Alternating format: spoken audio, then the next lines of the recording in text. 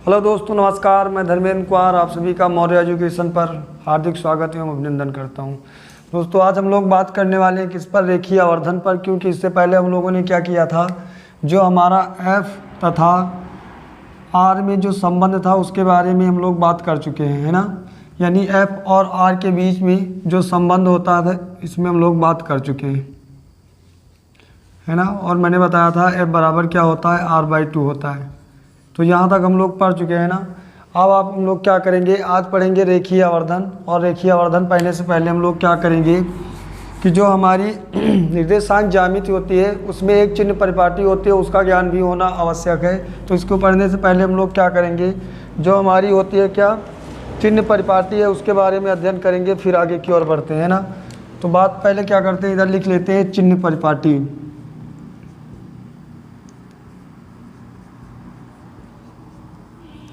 अब ये क्या होती है पहले इसके बारे में जानेंगे। अगर आपने क्लास 9 में देखा होगा तो निर्देशांक ज्यामिति होती थी, और जिसमें आपने देखा होगा कि कुछ इस टाइप के बने हुए होते थे, है ना।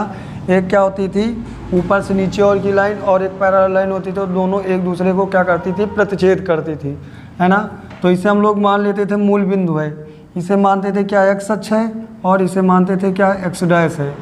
और इस वाले को मानते थे वाई है, तो इस वाले को मानना पड़ता था वाई डैश, है ना। आपने ऐसा कुछ देखा ही होगा। और इसमें क्या होता है, 4 चतुर्थांश बनते थे। ये पहला हो जाया करता था, ये पहला, और ये दूसरा हो गया, ये तीसरा हो गया, और ये हो गया चौथा। इसके बारे में हम जानेंगे कि कौन से में कैसे होता है। तो ये वाले में बात करें तो इस चतुर्थांश में जो होते हैं दोनों प्लस के होते हैं, और इस वाले में एक माइनस और दूसरा जो होता है वो प्लस। तीसरे वाले में क्या होता है, जो दोनों होते हैं वो माइनस के होते हैं, और जो चौथा वाला होता है इसमें पहला प्लस और दूसरा माइनस का होता है, ठीक है। फिर आगे बात करें तो इस वाले को हम कहते थे एक्स अक्ष पे आता था, और ये वाला सदैव वाई अक्ष पे। इसी तरह इसमें ये वाला एक्स और ये वाला वाई, इसमें भी ये वाला एक्स और ये वाला वाई। इसमें क्या होगा, ये एक्स और ये वाला वाई हो गया। इसका मतलब क्या है ये हम आपको समझाना चाहेंगे। इसमें देखो दोनों अगर प्लस है तो इसका मतलब ये हुआ इन दोनों पे जो भी अंक आएंगे वो दोनों प्लस के होने वाले हैं, ठीक है। फिर इसी प्रकार इसमें देखेंगे ये वाला क्या है, एक्स है, तो यानी यहाँ पे जो आएगा एक्स वाले पे वो माइनस का होगा, और जो वाई पे आएगा इसमें आएगा वो वाला प्लस का होगा। जैसे मैं अंकों को लिख देता हूँ 1 2 3 4 5 करके ना, तो यहाँ पे क्या आएगा +1 +2 +3 और +4। यानी ऐसे जितने भी चाहें हम उतने बना सकते हैं अपनी आवश्यकता अनुसार।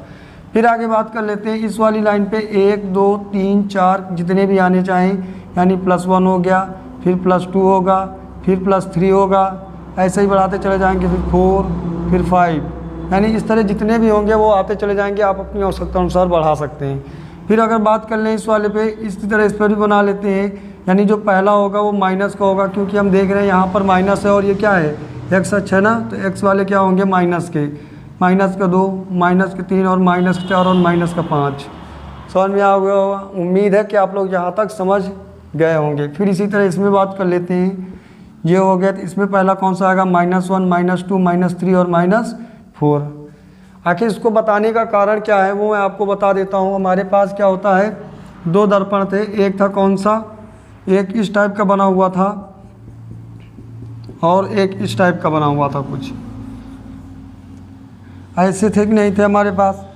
एक में क्या होता था, जो परावर्तन होता था वो कहाँ से, बाहर की साइड से होता था, और एक में जो होता था वो अंदर की साइड से होता था।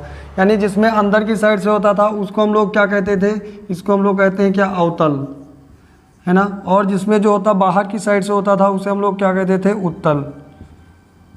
ये हो गए कौन से, 2 हमारे दर्पण हो गए। तो ध्यान देना है कि इन्हीं के बारे में हमें समझना है कि क्या होगा। अब क्या होगा, इनमें कुछ दूरियां ली जाती हैं। जैसे ये वाला है, इसी को हम उठा लें और यहाँ पे ऐसे बना दें, इसके मूल बिंदु पर ऐसे।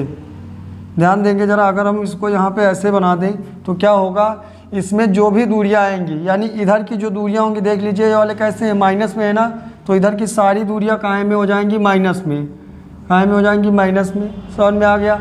इसी तरह क्या होगा, इसमें जो पीछे वाली दूरियाँ देखो ये काहे में है, प्लस में है, तो सभी हो जाएंगे प्लस में, ठीक। इसी तरह जब हम ऊपर की ओर जाएंगे तो देखो प्लस बना हुआ है, और जब नीचे की ओर आएंगे तो क्या होगा, माइनस में हो जाएगा। समझ में आ रहा है। यानी इसी तरह हम इससे देख करके इसमें बनाए, मैं मान लेता हूँ ये कोई किरण जा रही है ना, और यहाँ पे क्या रखा हुआ है, कोई ऐसे करके कोई मैं मान लेता हूँ वस्तु रखी हुई है। तो जब हम नीचे से ऊपर देखेंगे तो ये वाली जो दूरी है देखो यहाँ पे क्या है, प्लस है, तो यहाँ पे मान लीजिए 5 है तो ये कहाँ में होगा, प्लस में होगा। फिर इसी तरह बात कर लेते हैं, इधर की बात कर लें तो ये हो गया तो ये कहाँ में होगा, देखो ये माइनस में है तो ये कहाँ में होगा, माइनस में। फिर पीछे चले जाएं और देखें तो ये वाला जो होगा ये कहाँ में हो जाएगा, ये प्लस में, यानी इधर जितने भी आने वाले होंगे सब प्लस में। फिर इसी तरह जब नीचे आएंगे तो ये सारे माइनस में और इधर के होंगे कहाँ में, फिर प्लस में हो जाएंगे। ठीक है, तो हम इसको समझने का यही कारण था, यही मोटो था। अब आगे बढ़ते हैं, इसके बारे में उम्मीद है आप समझ में आ गया होगा आपके। और अब हम आगे बात करेंगे रेखीय आवर्धन पर। नोट करना चाहते तो आप नोट कर लीजिए और वीडियो को रोक लीजिए। ठीक है, अगर आपको क्या करना है, रेखीय आवर्धन को पढ़ना है तो आपको निर्देशांक ज्यामिति की जो आपके पास चिन्ह परिपाटी है आपको इसका ज्ञान होना ही चाहिए। समझ में आ रहा है? यानी अगर आपको इसका ज्ञान नहीं है तो आप क्या हो जाएगा, रेखीय आवर्धन समझ ही नहीं पाएंगे। ठीक है, चलिए हम आगे देखते हैं और रेखीय आवर्धन के बारे में अध्ययन करते हैं। आखिर रेखीय आवर्धन होता क्या है।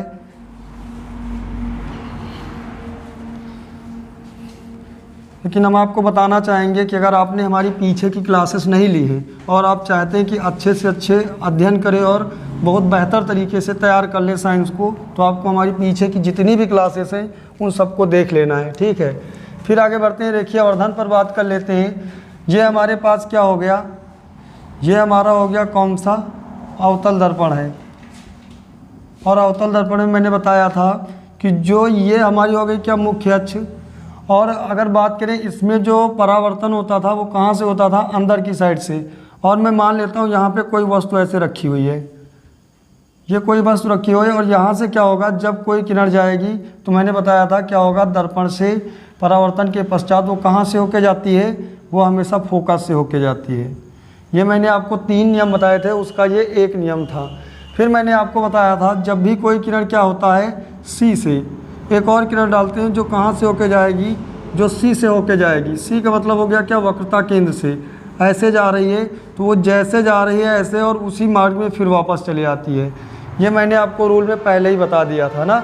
ये किरण क्या हुआ, जा रही है और ये क्या हो रहा है, वापस आ रही है। और दोनों किरणें आपस में जहाँ पर काटती हैं, दोनों किरणें जहाँ पर आपस में काटती हैं वहीं पर इनका प्रतिबिंब बन जाता है। ठीक है, तो मैं बता सकता हूँ, जैसे मैंने मान लिया ये हो गया क्या, ओ मान लेता हूँ और इसे मैं कह देता हूँ ओ डैश। इसी तरह मैं इसे मान लेता हूँ क्या, ये मैंने कह दिया ओ और ये हो गया क्या, ओ डैश, है ना। तो यानी जो ये वस्तु रखी हुई है ये इसका क्या हो गया, प्रतिबिंब हो गया। तो यही संबंध हम लोग क्या करते हैं, रेखीय आवर्धन में यूज करते हैं, यानी प्रयोग में लेते हैं और देखते हैं कि रेखीय आवर्धन आखिर होता क्या है और समझते हैं। तो आप याद करिए, अभी जो हमने आपको बताई थी चिन्ह परिपाटी, उसके अनुसार अगर देखें तो क्या होगा, रेखीय आवर्धन अगर परिभाषा बनाना चाहें तो इसमें कहता है क्या, जो प्रतिबिंब की लंबाई होती है और जो हमारी वस्तु की लंबाई होती है, दोनों का अनुपात ही क्या होता है, रेखीय आवर्धन होता है। समझ में आ गया ना। यानी जो हमारा प्रतिबिंब की लंबाई है, जो भी लंबाई मैं मानता हूँ ये 5, ठीक है, केवल समझने के लिए एक उदाहरण के तौर पर मैं बता रहा हूँ कि ये 5 है और ये मान लेता हूँ मैं 6 है। 6 नहीं, ये कुछ भी हो सकती है। और इन दोनों में जो अनुपात होगा यानी 5/6 हो गया जैसे, तो ये क्या हो गया, रेखीय आवर्धन हो गया। अगर हम परिभाषा बनाना चाहें तो क्या हो जाएगा, यानी परिभाषा क्या होगी, प्रतिबिंब की लंबाई, प्रतिबिंब की लंबाई, प्रतिबिंब की लंबाई और वस्तु की लंबाई, वस्तु की लंबाई के अनुपात को रेखीय आवर्धन कहते हैं। रेखीय आवर्धन कहते हैं। ठीक है, और यहीं पे हम देखेंगे क्या, इसकी लंबाई और इसकी लंबाई, यानी क्या हो जाएगा, इसकी लंबाई मैंने क्या मानी है, ओ, और क्या हो जाएगा, ओ डैश, ये हो गया। और इसकी बात करें, सॉरी, ये हो जाएगा क्या, आई और आई डैश। और अगर बात करें इस वाली की, ये क्या है, ओ और ओ डैश, है कि नहीं है। और ये क्या है, ये हमारी क्या है, प्रतिबिंब की लंबाई है। क्या है, प्रतिबिंब की लंबाई। ठीक है, और इसी तरह इसमें बात करेंगे, ये क्या है, वस्तु की लंबाई है ना। और इन्हीं में हम देखेंगे, दोनों में अगर अनुपात बनाए तो ये क्या हो जाएगा, I/I, और ये हो जाएगा क्या, O डैश O, ये दोनों हो गए ना। अगर इसी में बात करें, अगर जरा एक बार और देखते हैं, देखो ये और ये क्या हो गया, ओ और नहीं होगा भाई, यहाँ पे आई और आई डैश हो जाएगा, है ना, वो गलती से बन गया है, ये हो जाएगा ना। तो अगर देखते हैं ये दोनों में क्या हो गया, ये हो गया, और देखो ये नीचे है ना, तो इसके अनुसार चिन्ह परिपाटी के अनुसार जब ये नीचे है तो होगा कायम हो जाएगा माइनस में, और ये वाला क्या है ऊपर है तो ये कायम हो जाएगा प्लस में। अगर हम देखें इनके यहाँ पे क्या पाया जाता है, पी, जिसे हम लोग कहते हैं ध्रुव, और यहीं से सारी दूरियां नापी जाती हैं। अगर देखें यहाँ से यहाँ तक जो हमारा प्रतिबिंब है उसकी जो दूरी है वो क्या है, बी है ना। और देखो अगर ये हमारा क्या है, दर्पण है, इधर है तो काहे में होगा, ये माइनस में होगा। नीचे आ जाए, इसी तरह देखते हैं क्या ये वस्तु है, अगर यहाँ से यहाँ तक नापे तो अगर ये वस्तु है तो ये इधर है कि नहीं दर्पण के, उसके अनुसार देखेंगे तो ये काहे में होगा, ये भी तो माइनस में ही होगा, है ना। फिर आगे बढ़ते हैं और देखते हैं क्या हो जाएगा, ये दोनों आपस में कैंसिल हो जाएंगे। तो हमारे पास बचा क्या, आई और आई डैश बटे ओ और ओ डैश, ये भी माइनस में हो गया, बराबर क्या वी बटे यू हो गया। फिर इसको हम क्या करते हैं, इधर से उधर भेज देते हैं। आप एक काम कर सकते हो, -1 से इधर और -1 से इधर मल्टीप्लाई करवा सकते हो, तो जो ये माइनस माइनस गुणा में क्या होता है, प्लस हो जाते हैं। तो ये हो जाएगा क्या, आई डैश बटे ओ और ओ डैश, और इधर हमारे पास क्या बचने वाला है, वी बटे यू, है ना। और यही जो होता है क्या, यहाँ पे माइनस लग जाएगा, क्यों, क्योंकि ये वाला माइनस को क्या बना देगा, माइनस, है ना। तो यही होता है क्या, रेखीय आवर्धन। समझ में आ गया होगा ना, उम्मीद है। यानी ये क्या हो गई, जो हमारी हो गई प्रतिबिंब की लंबाई, और ये हो गई वस्तु की लंबाई, और ये हो गई क्या, ध्रुव से किसकी दूरी, प्रतिबिंब की दूरी, और ये हो गई किसकी, ध्रुव से वस्तु की दूरी, है ना। यही जो संबंध होता है इसे ही हम लोग कहते हैं रेखीय आवर्धन। ठीक है, हमें उम्मीद है कि आपको समझ में आ गया होगा। बड़े और आगे आप देखते हैं ना, अब उम्मीद है यहाँ तक आपने नोट कर लिया होगा। थोड़ा इसे क्या कहते हैं, डिलीट करते हैं ना, अरे हमारी भाषा में डिलीट ही होता है भाई, क्योंकि हमारे पास डिजिटल बोर्ड तो है नहीं, है ना। अब क्या हो गया, अगर देखें इसका जो पहला अक्षर क्या है, एम है, तो इसे रिप्रेजेंट करने के लिए इसे किससे रिप्रेजेंट करेंगे, एम से। तो एम बराबर क्या हो जाएगा, ये आई और आई डैश बटे ओ और ओ डैश, बराबर इधर क्या बचा हुआ हमारे पास, वी बटे यू। और यहाँ पे माइनस लगाना नहीं भूलेंगे, थोड़ा अच्छे से बना देते हैं, इसकी शोभा बढ़ जाए, है ना। तो ये हो जाएगा क्या, वी बटे यू। और यही होता है क्या, लीनियर मैग्नीफिकेशन या रेखीय आवर्धन होता है। समझ में आ गया होगा ना। अब आगे हम लोग क्या करते हैं कि जो हमारी नेक्स्ट क्लास होगी वो हम देखेंगे कि प्रतिबिंबों को पहचानते कैसे हैं, है ना। तो हम लोगों ने क्या क्या पढ़ लिया है, यू और यू वी और एफ में संबंध शायद हम लोगों ने पढ़ लिया, मुझे याद नहीं है, लेकिन देख लेंगे ना कि क्या क्या हम लोगों ने पढ़ा है। फिर उसके बाद एफ और आर में क्या संबंध होता है, ये हम लोगों ने पढ़ लिया है। और आज हम लोगों ने पढ़ लिया है रेखीय आवर्धन, है ना। मुझे उम्मीद है कि आपको ये बेहतर से बेहतर समझ में आया होगा। अगर आपको समझ में आया है और क्लास अच्छी लगे तो एक बार शेयर करिए, लाइक करिए, और सब्सक्राइब नहीं किया तो सब्सक्राइब करिए। तो देखते रहिए मौर्य एजुकेशन 07। तब तक के लिए थैंक यू, धन्यवाद।